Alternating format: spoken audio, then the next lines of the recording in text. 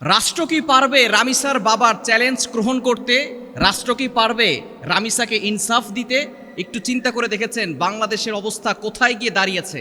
আপনারা যারা social media use করেন তারা অনেকেই দেখেছেন মাত্র 7 বছরের শিশু মিরপুরে তাকে এমনভাবে দুনিয়া থেকে বিদায় করে দেওয়া হয়েছে, তার সাথে আপত্তিকর কাজ করে এরপরে তাকে দুনিয়া থেকে এমনভাবে নৃশংসভাবে দুনিয়া থেকে বিদায় করা হয়েছে, জাহিলি যুগের জামানাটাকেও হার মানিয়েছে।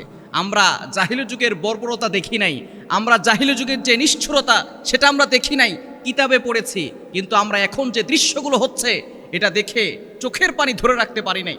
আমি গতকাল এই দৃশ্য দেখে, রামিসার মরদেহ দেখে আমি আমার চোখের পানি ধরে রাখতে পারি নাই। অনেকে অঝরে কেঁদেছে যে ছোট্ট একটা ফুলের সাথে এমন ব্যবহার করতে পারে কোনো মানুষ, সে আসলে মানুষ না।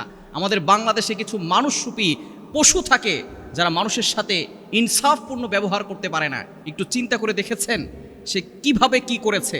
ছোট্ট বাচ্চাটাকে বাসায় নিয়ে তার সাথে অপকর্ম করে তাকে গর্দান থেকে শরীরটা গর্দান এমনভাবে আলাদা করেছে, তার শরীর রেখেছে খাটের নিচে আর মাথা রেখেছে টয়লেটে।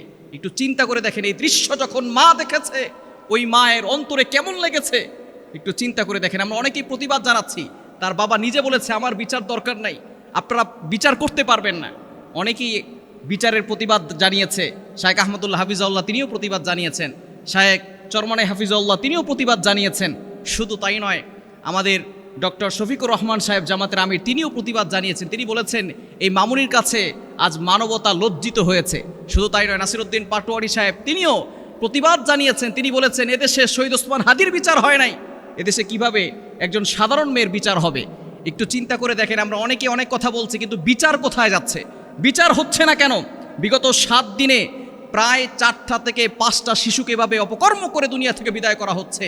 শুধু তাই নয়, যারাই অন্যায় করছে তাদের বিচার হচ্ছে না।